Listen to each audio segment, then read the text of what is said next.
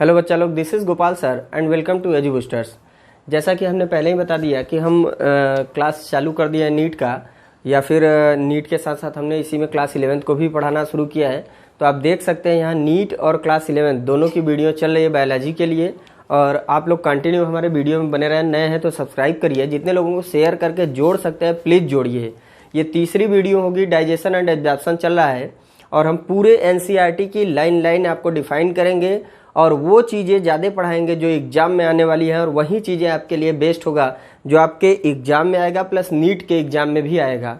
So please video पे बने रहें लास्ट तक। चलते हैं, देखते हैं आगे डाइजेस्टिव ग्लैंड के बारे में। इसके पहले हमने एलिमेंट्री कैनाल के जो वॉल था उसको बताया था, अब ग्लैंड बचा हुआ है।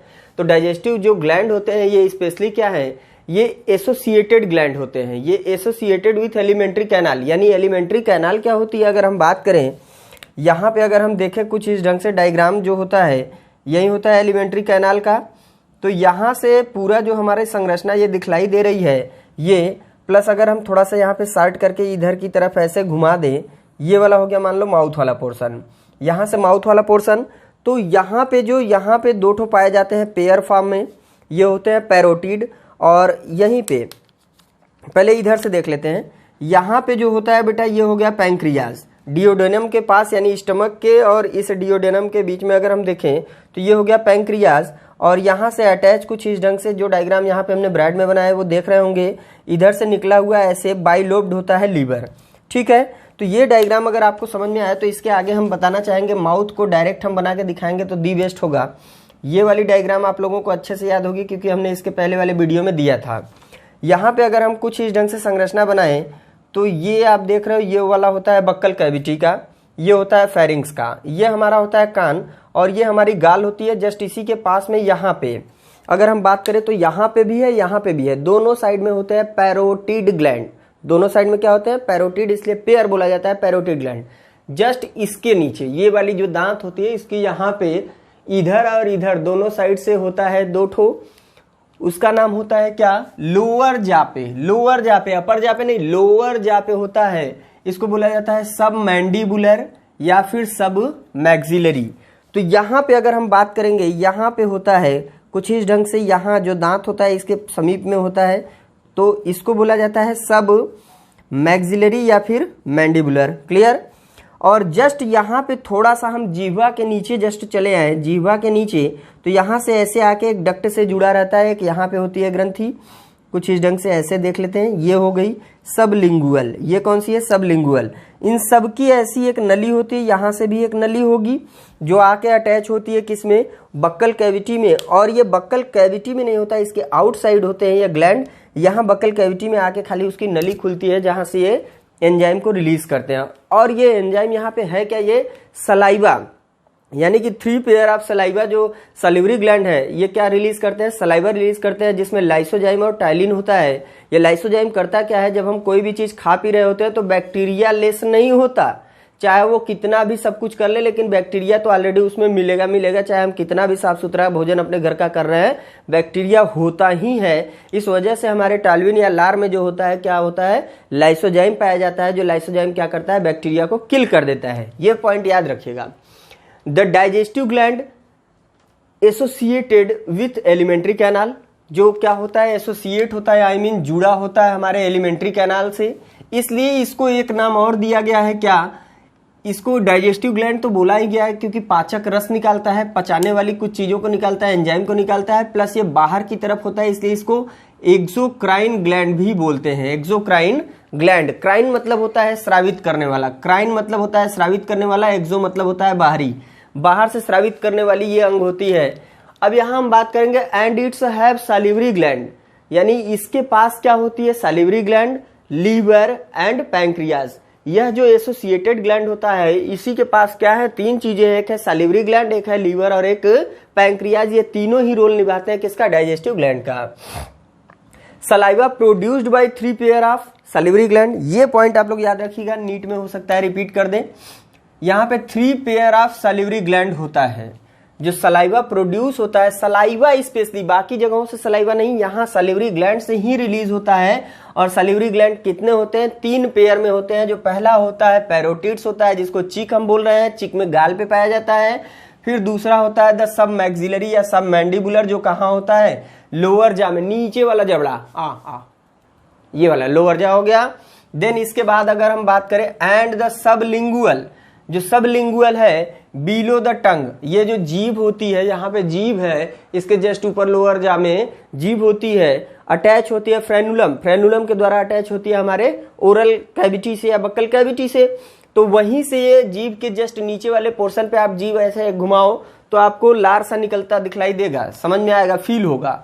तो वहां बिलो द टंग पे क्या होता है, सबलिंगुअल होता है। अगर हम बात करें नेक्स्ट पॉइंट की, it situated outside the buccal cavity, ये बाहर होता है, बक्कल कैविटी में नहीं होता। ये ध्यान दीजिए, बक्कल कैविटी ये है, लेकिन बक्कल कैविटी के अंदर कुछ है, इसके अंदर कुछ भी है, इसके कुछ अंदर है, नहीं है, आउटसाइड में। ये नीट में पूछी गई लाइन है कि ये कहां पे होते हैं, आउटसाइड में। ये पूरी लाइन ही रिपीट की गई है। इट सिचुएटेड, यहां पे ध्यान दीजिएगा, ये वाली जो लाइन हम बोल रहे हैं, it situated outside the buccal cavity, ये लाइन आई हुई है नीट में। And secrete salivary juice into buccal cavity, और सिक्रीट क्या करते हैं, ये सिक्रीट करते हैं सलिवरी जूस को, कहां पे, बक्कल कैविटी में। फिर बात आती है दूसरे की, पहला हो गया सलिवरी आपका कंप्लीट, देन आता है लीवर दूसरे पे, जो ये वाली पोर्शन है लीवर की। Liver is the largest gland, ये क्या होती है, ये सबसे लार्ज होती है।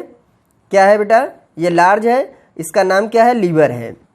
ये इसका नाम क्या है, लीवर है। इसकी जो वेट होती है, the liver gland of the body, यानी किसी भी बॉडी की सबसे बड़ी ग्रंथि क्या होती है, लीवर होती है। और इसका वेट कितना होता है, 1.2, यानी 1.2 से 1.5 1.5 kg, ठीक है, किसमें, इन एडल्ट ह्यूमन। ये पॉइंट याद रखिएगा कि इसका वेट कितना होता है, 1.2 to 1.5 kg। जो लीवर होता है ये दो भागों में बटा होता है। ये लीवर, एक हो गया राइट लोब, एक हो गया लेफ्ट लोब, 2 लोब होते हैं। इसमें कितने लोब होते हैं, 2 लोब होते हैं। जरा यहाँ पे हम कुछ चीजों को दिखाना चाहेंगे। पहले तो एक ह्यूमन बीइंग का आप डायग्राम देख लो, ये हो गया ह्यूमन बीइंग का डायग्राम। अगर हम ये ह्यूमन बीइंग की डायग्राम देखें तो कुछ इस ढंग से, उस दिन भी हमने दिखाया था। यहां से लेके यहां तक एक देख रहे हो पूरी कैविटी बनी हुई है। इतनी कैविटी अगर हम बात करें तो ये वाली हो गई थोरैक्स वाली, यानी कि चेस्ट वाली। ये है थोरैक्स, थोरैक्स या फिर चेस्ट का हो गया, ये हो गया चेस्ट वाला पोर्शन। देन इसके नीचे की जो पोर्शन होती है, जो इसके नीचे पोर्शन होती है, ये होती है एब्डोमिनल। क्या होती है, एब्डोमिनल हो गया, एब्डोमेन वाला। तो ये जो एब्डोमिनल पोर्शन होती है, यहां इसको डिवाइड करने वाला जो होता है उसको बोलते हैं क्या, डायफ्राम बोलते हैं। क्या बोलते हैं, डायफ्राम बोलेंगे। तो ये चीज आप लोग ध्यान दीजिएगा। It is situated in abdominal, कहां पे, एब्डोमिनल रीजन। ये जो लीवर है और ये स्टमक है, ये यहां नहीं होता, यहां पे नहीं होके ये कहां होता है, इस वाले पोर्शन में। क्लियर है डायग्राम, थोड़ा सा सुंदर दिखला दें। ये डायग्राम ध्यान दीजिएगा, कुछ इस ढंग से ऐसे कर दें तो ये हो गया थोरैक्स वाला पोर्शन, देन ये हो गया स्टमक का, और ये पूरा हो गया कमर, यही होगा। तो यहां से अगर हम इसको डिवाइड कर दे तो ये वाला हो गया चेस्ट वाला पोर्शन या थोरैक्स वाला पोर्शन, ये, और ये हो गया एब्डोमिनल पोर्शन। तो जो ये चीज है, ये पूरी जो स्ट्रक्चर है, इस स्ट्रक्चर की बात करें तो ये कहाँ होगा, यहाँ पे होगा। यहाँ पे होने के साथ साथ अगर हम ऐसे खड़े हैं, ऐसे खड़े हैं, तो आप ये देख सकते हैं कि किस ढंग से ये डायग्राम हमने बनाया। यहाँ पे आप ध्यान दीजिए, ये डायग्राम हमने इस ऐसे बनाया ना, इस ढंग से। तो ये इधर अगर हम ऐसे डिवाइड कर दे तो ये हो गया राइट साइड, ये मेरा राइट साइड, और ये हो गया इसका लेफ्ट साइड, लेफ्ट साइड। तो अब आपको बता दे कि जो एब्डोमिनल पूरी कैविटी में स्टमक का सिचुएशन होता है, स्टमक किधर होता है, लेफ्ट साइड में होता है। और इधर से ही ऐसे घूम के लेफ्ट साइड से होते हुए ये ओइसोफेगियल ट्यूब ऊपर की तरफ जाती है। तो ये बात क्लियर कर लीजिए। उसके बाद यहां से थोड़ा सा लेफ्ट टू राइट होते हुए, लेफ्ट टू राइट होते हुए यहीं पे मिडल में लीवर सिचुएटेड होता है। ये लीवर वाली पोर्शन यहाँ पे सिचुएटेड होता है। क्लियर, तो ये क्लियर हो गया। एब्डोमिनल कैविटी में होता है, जस्ट बिलो द डायफ्राम। कहाँ पे होगा, ये जो डायफ्राग्म है, ये डिवाइड करने वाला पोर्शन जो डायफ्राग्म है, जस्ट इसके नीचे होगा। एंड हैज 2 लोब्स, और इसके पास कितने लोब हैं, 2 लोब हैं, 1 2, ठीक है। अगर हम इसकी सेक्शन ऐसे कट कर दें, अगर इसको हम सेक्शन में काट दें, सेक्शन में काटें तो इसमें बहुत सारे हमको दिखलाई देंगे, जो वो होंगे क्या, हिपेटिक लोब्यूल, हिपेटिक लोब्यूल होंगे। अब ये हिपेटिक लोब्यूल क्या है, ये hepatic lobule is the structural and functional unit of liver. ये लीवर की जो स्ट्रक्चरल और फंक्शनल यूनिट होती है, लीवर की स्ट्रक्चरल क्या चीज, स्ट्रक्चरल और फंक्शनल यूनिट क्या होती है, स्ट्रक्चरल और फंक्शनल यूनिट जो होती है उसको बोलते हैं हिपेटिक लोब्यूल। अब हिपेटिक लोब्यूल की अगर बात करें तो हिपेटिक लोब्यूल ऑलरेडी बहुत सारे सेल से मिलके बना होता है। यहाँ पे बहुत सारी सेल्स होती हैं, उन सेल्स को ये अरेंज्ड होती है कार्ड फॉर्म में। किस फॉर्म में होती है, कार्ड फॉर्म में। जैसे हमारा नर्व कार्ड, नोटो कार्ड ऐसा होता है ना, उस कार्ड फॉर्म में ऐसे लीनियर अरेंज होती है, इसलिए इसको कार्ड फॉर्म में बोला जाता है, अरेंज होती हैं। और ये जो अरेंज है उसको बोला जाता है हिपेटिक सेल्स या फिर हिपेटोसाइट्स। ये है छोटी छोटी हिपेटिक सेल्स या हिपेटोसाइट्स। अगर हम इसकी डायग्राम को देखें तो ये कैसा होता है, हेक्सागोनली होता है, हेक्सागोनली। यहाँ पे बहुत सारे हिपेटिक लोब्यूल होंगे, क्योंकि इसकी स्पेशली इकाई क्या है, हिपेटिक लोब्यूल। जैसे किसी भी लिविंग ऑर्गेनिज्म का इकाई क्या होता है, सेल्स होता है। फेफड़े यानी कि लंग्स की इकाई क्या होता है, बोलिए, लंग्स की इकाई एल्वियोलाई होता है। वैसे ही यहाँ लीवर की अगर हम बात करें, लीवर की इकाई क्या होगा, हिपेटिक लोब्यूल्स होगा। ये बहुत सारे हिपेटिक लोब्यूल से मिलकर ये लीवर बना होता है। अब इस हिपेटिक लोब्यूल्स में सारी चीजें होती हैं, जैसे हिपेटोसाइट्स, लीवर की सेल्स, ठीक है, हिपेटोसाइट्स या हिपेटोसेल्स, हिपेटिक सेल्स भी कह सकते हैं। अब यहाँ पे टेट्राइड पाए जाते हैं, ये हो गए टेट्राइड, इसको बोला जाता है टेट्राइड है। इस टेट्राइड में होता क्या है, अगर इसका डायग्राम हम थोड़ा ब्राइट करें तो ऐसा दिखलाई देता है। इसमें एक होता है जिसको बोलते हैं हिपेटिक आर्टरीज, यानी हिपेटिक आर्टरीज जो ब्लड को कैरी करने वाला होता है।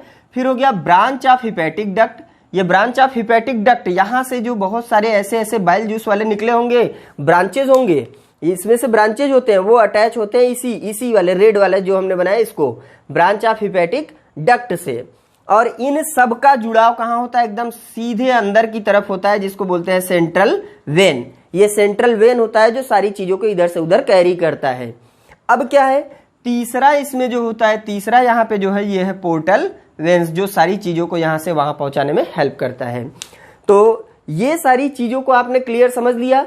अब इस जो हिपेटिक लोब्यूल्स है, इसको चारों तरफ से ऐसे कवर करके रखता है, कोई कुछ इस ढंग से ऐसे आप कह दो कवर करके रखता है, उसे बोला जाता है ग्लिसन्स कैप्सूल। जैसे हम लोग मार्केट में जाते हैं प्रोटीन की गोली लेने, तो क्या होता है, प्रोटीन तो अंदर भरा होता है लेकिन ऊपर कवर होता है ना, प्रोटीन के कोट भी होते हैं, ऊपर से कवर होता है, अंदर भरे होते हैं, जो भी लिक्विड हो या फिर उसके अंदर पाउडर हो, तो ऊपर एक लेयर बना होता है जिसको हम बोलते हैं कैप्सूल। वैसे ही इन सेल्स को ऊपर से कवर करने वाले को बोलते हैं ग्लिसन कैप्सूल्स।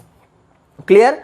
आई होप आप लोगों को ये सारी चीजें क्लियर हो गई होंगी। अगर देखते हैं इसमें कुछ और भी पोर्शन है तो हम आप लोगों को दिखा देते हैं। हाँ, जैसे इसमें कुछ और पोर्शन ये दिया हुआ है, ये अब नेमिंग इसकी देख लेते हैं। हमने पूरी एनसीईआरटी की लाइन 1 बाय 1 आपको बोला है, सारा कुछ समझा दिया। कुछ चीजें हमने यहाँ पे इंपॉर्टेंट था दे दी हैं, जो चीजें आप पढ़ना चाहो एनसीईआरटी से थोड़ा रीड कर सकते हो। इस पोर्शन को बोलते हैं क्या, बाइल डक्ट। बाइल डक्ट, ये हो गया बाइल डक्ट, ठीक है, ये भी है बाइल डक्ट। ये वाला हो गया सिस्टिक डक्ट, ये हो गया सिस्टिक डक्ट। एक मिनट, आप लोग इसको बाइल डक्ट यहां से करिएगा, ये वाले पोर्शन को, क्योंकि एनसीईआरटी में इसको दिया है और नीट में ये कभी कभी डायग्राम पे ही पूछ देता है। तो ये ध्यान दीजिएगा, यहाँ गाल ब्लैडर हो गया, ये लीवर हो गया, इसके बीच में एक छोटी सी ऐसी डक्ट बना देना और उसको नेमिंग पे याद रखना कि इसको बोल दिया है क्या, bile duct. Common bile duct बोलते हैं, common bile duct, CBD. Clear?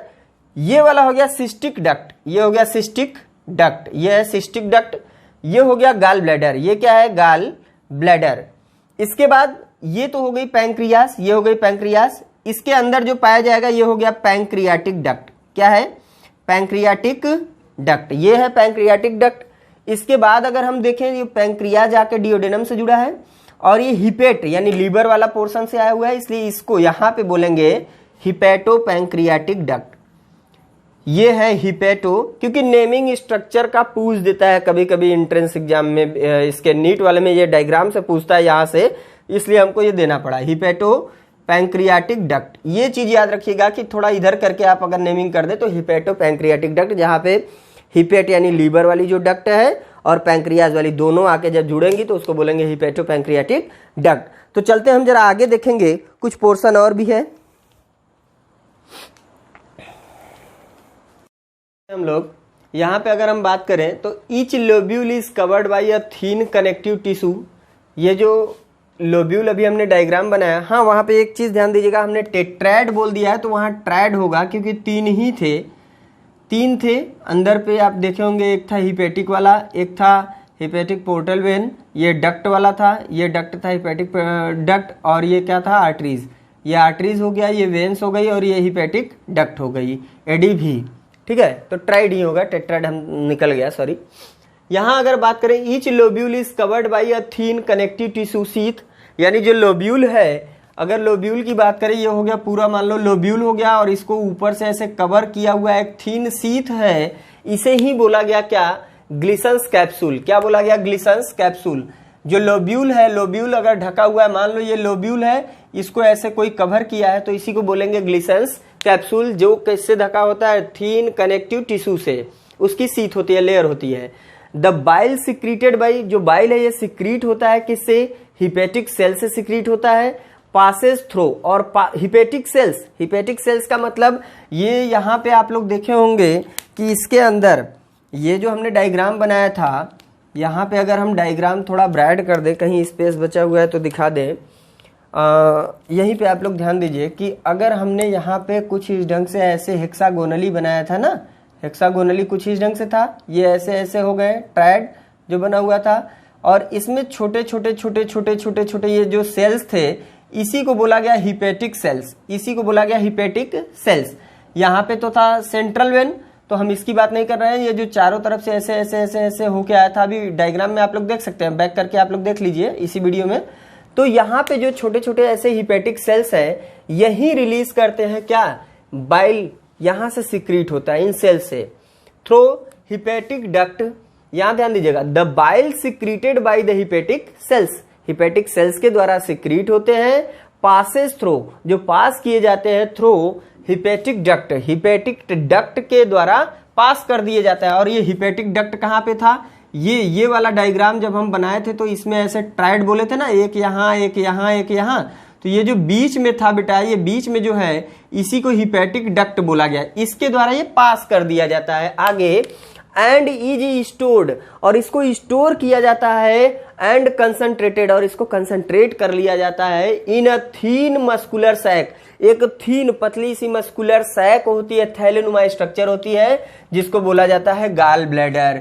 ये वाली संरचना ऐसी थी ना, ये वाली संरचना यही है गाल ब्लैडर, जहां पे हिपेटिक डक्ट के थ्रू भेज के इसमें स्टोर और कंसंट्रेट कर दिया जाता है। देन अगर हम बात आगे करें, the duct of gall bladder, ये जो है ये तो गाल ब्लैडर हो गया, ये हो गया जीबी, यानी कि ये हो गया गाल ब्लैडर। और ये जो नली है, ये जो डक्ट है जो जाके किस में जुड़ रही है, लीवर से अटैच हो रही है, लीवर वाले नली से, तो इसको बोला जाता है क्या, सिस्टिक डक्ट, इसको बोला जाएगा सिस्टिक डक्ट बोला जाएगा, along with the hepatic duct. और ये जुड़ा किससे है, जिससे जुड़ा है इसी को बोला गया हिपेटिक डक्ट, इसको बोला गया हिपेटिक डक्ट। अब आगे अगर बात करें, from the liver form the common bile duct. अब ये गाल ब्लैडर वाला डक्ट और ये हिपेटिक डक्ट दोनों जुड़ के जब आगे लीवर के पास जाएंगे तो इसी को बोला जाता है कॉमन बाइल डक्ट। ये क्लियर हुआ। आगे अगर हम बात करें, the bile duct and the pancreatic duct, और ये जो बाइल डक्ट है, यानी कि यही हिपेटिक डक्ट या बाइल डक्ट जब नीचे की तरफ आ जाएंगे ये, और यहाँ पैंक्रियाज वाला डक्ट इसी वीडियो में है, ये जब दोनों एक दूसरे के साथ ऐसे मिल जाते हैं, जहां पे कुछ इस ढंग से ऐसे, ये हिपेटिक वाला और ये पैंक्रियाज वाला, ये पैंक्रियाज वाला, ये लीवर से आया हुआ हिपेटिक वाला, जब दोनों जहां पे जुड़ेंगे उसको बोला जाता है हिपेटो पैंक्रियाटिक डक्ट।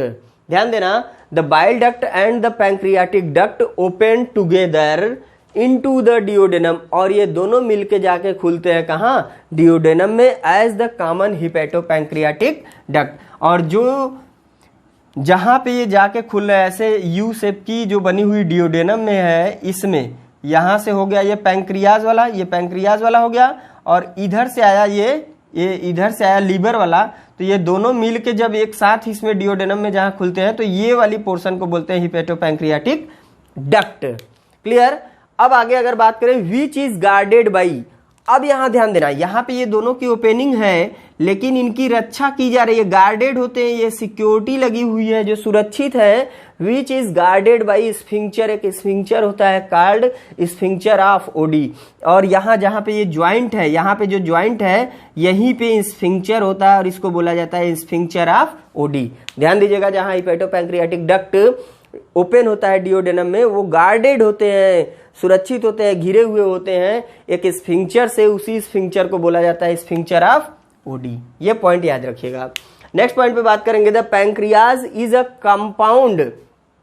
ये पैंक्रियाज एक प्रकार का कंपाउंड होता है जिसमें दोनों पाए जाते हैं, बोथ एक्सोक्राइन एंड इंडोक्राइन, दोनों प्रकार की ग्रंथि का काम करता है, इसलिए इसको मिक्स्ड ग्लैंड भी कहा जाता है क्योंकि ये एंजाइम के साथ साथ हार्मोन भी रिलीज करता है।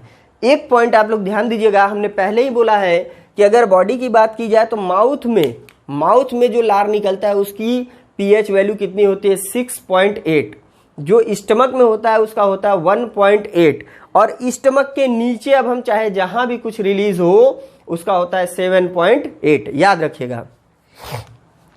तो यहां पे अगर हम बात करें इसकी elongated organ situated between the limbs of the, ठीक है, लिम्स मतलब पैर नहीं, इसकी limbs of the U shaped duodenum. ये जो यू शेप्ड ऐसे डियोडेनम है तो ये दोनों इसके लिम्स हो गए ना, एक इधर की तरफ एक इधर की तरफ, इसके बीचों बीच जो ऐसे सिचुएटेड एक ऑर्गन होता है उसे ही बोला जाता है पैंक्रियाज, और ये कंपाउंड होता है, ठीक, यू शेप्ड डियोडेनम। देन हम बात करेंगे the exocrine portion secrete an alkaline pancreatic juice. ध्यान दीजिए, यहां पे लिखा है पैंक्रियाटिक जूस। क्लियर। कौन सिक्रीट करता है? एक्सोक्राइन पोर्शन, जो पैंक्रियास का एक्सोक्राइन पोर्शन होगा वो सिक्रीट करेगा पैंक्रियाटिक जूस। और पैंक्रियाटिक जूस क्या क्या होते हैं? ट्रिप्सिनोजेन होता है, काइमोट्रिप्सिनोजेन होता है, प्रोकार्बोक्सी पेप्टिडेज होता है, एमाइलेज होता है, लाइपेज होता है और न्यूक्लियेजेज होता है। क्लियर। फिर से सुन लीजिए, ट्रिप्सिनोजेन होगा, काइमोट्रिप्सिनोजेन होगा, प्रोकार्बोक्सी पेप्टिडेज होगा, एमाइलेज होगा, लाइपेज होगा, न्यूक्लियेजेज होगा। ये एक्सोक्राइन से रिलीज होते हैं, पैंक्रियास के एक्सोक्राइन से। ये एंजाइम का काम करेंगे, क्योंकि एक्सोक्राइन ग्लैंड मतलब हमने पहले ही बता दिया था कि डाइजेस्टिव ग्लैंड ही एक्सोक्राइन ग्लैंड या फिर एसोसिएटेड ग्लैंड कहलाता है। देन अब आगे बात करें कंटेनिंग एंजाइम, और ये पैंक्रियाटिक जूस कंटेनिंग एंजाइम होते हैं। एंड द इंडोक्राइन पोर्शन, जो इंडोक्राइन पोर्शन होता है सिक्रीट हार्मोन। इंडोक्राइन पोर्शन क्या सिक्रीट करता है? हार्मोन। और वो हार्मोन कौन कौन से होते हैं ये याद रखिएगा, बहुत इंपॉर्टेंट पॉइंट है, एग्जाम में पूछा जा चुका है। ये होते हैं इंसुलिन और ग्लूकागॉन। जो इंडोक्राइन होता है ये हार्मोनल पोर्शन पैंक्रियास का, जो इंसुलिन और ग्लूकागॉन सिक्रीट करता है, ये डायरेक्टली ब्लड में सिक्रीट होता है। और ये एक्सोक्राइन जो होता है ये नलियों में सिक्रीट करता है, नलियों के थ्रू जाता है। अब बताइए आपको वीडियो कैसा लगा? अगर अच्छा लगा हो तो प्लीज लाइक का बटन दबा दें, शेयर सब्सक्राइब जितना लोगों को शेयर कर सकते हैं करिए, नए हैं तो सब्सक्राइब करिए। और प्लीज उन लोगों को जरूर ये वीडियो दीजिए जो घर पे इस समय बैठे हुए हैं, जिसको बहुत ज्यादा नीड है, नीट की तैयारी करना चाहते हैं या 11 में गए हैं, क्योंकि 11 में अब 10 के बच्चे सभी पास कर दिए गए हैं, वो पहुंच चुके हैं 11 में और उनको पढ़ने की बहुत आवश्यकता है। जो बायो ग्रुप से हो वो उनको दीजिए हमारा वीडियो, प्लीज पढ़ाई करें, क्योंकि यहाँ पे बहुत से बीएससी के बच्चे हैं, तो उनको अगर इसकी जरूरत है तो पढ़ते रहे और अपने छोटों को भी शेयर करिए। Thank you for watching my video.